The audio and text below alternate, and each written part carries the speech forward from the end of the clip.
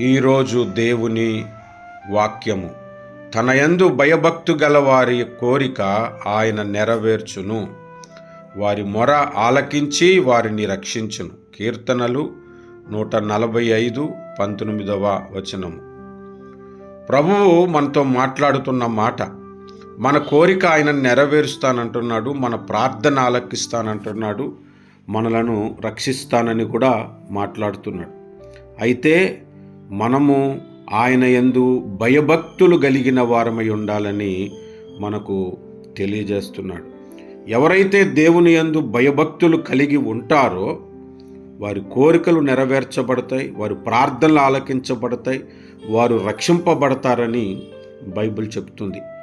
భయము లేని ప్రజలుగా మనం ఉండకూడదు. దేవుని భయముతోనూ మనము ముందుకు కొనసాగాలని ప్రభువు మన పట్ల ఆశిస్తూ ఉన్నాడు.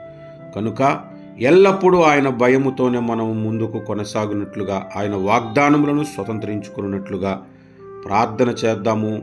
ప్రార్థనకు నాతో పాటు ఏకీభవించండి. పరలోకమందున్న తండ్రి, ఈ ఉదయకాలమున మీరు మాతో మాట్లాడారు, నీకు స్తోత్రాలు. ఇదిగో నీ పిల్లలమైన మమ్మును జ్ఞాపకమును చేసుకుంటున్నారు. అను దినము మాతో మీరు మాట్లాడుతున్నారు. అను దినము మమ్ములను మీరు బలపరుస్తూ ఉన్నారు. అందును బట్టి స్తోత్రాలు చెల్లిస్తూ ఉన్నాం. ఈ ఉదయకాలమున ఎంతమంది ఈ ప్రార్థనకు నాతో పాటు ఏకీభవిస్తూ ఉన్నారో వారందరి జీవితములలో మీరు గొప్ప కార్యములను, మహిమగల కార్యములను మీరు జరిగించండి, ఆశీర్వదించండి, బలపరచమని ప్రార్థిస్తూ ఉన్నాను. వారి కోరికలను మీరు నెరవేర్చమని వేడుకుంటున్నాను. వారి ప్రార్థనలను మీరు ఆలకించమని బ్రతుములాడుకుంటున్నాను.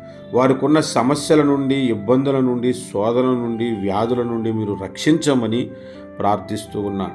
ప్రభువా, నీ యందు భయభక్తులు కలిగిన వారుగా ఉండటానికి, మీ భయముతో వారు జీవనమును కొనసాగించటానికి మీ గొప్ప కృపను మా అందరి ఎడల కనపరచమని నజరేయుడగు యేసు నామమున ప్రార్థిస్తూ ఉన్నాము పరమ తండ్రి. ఆమేన్.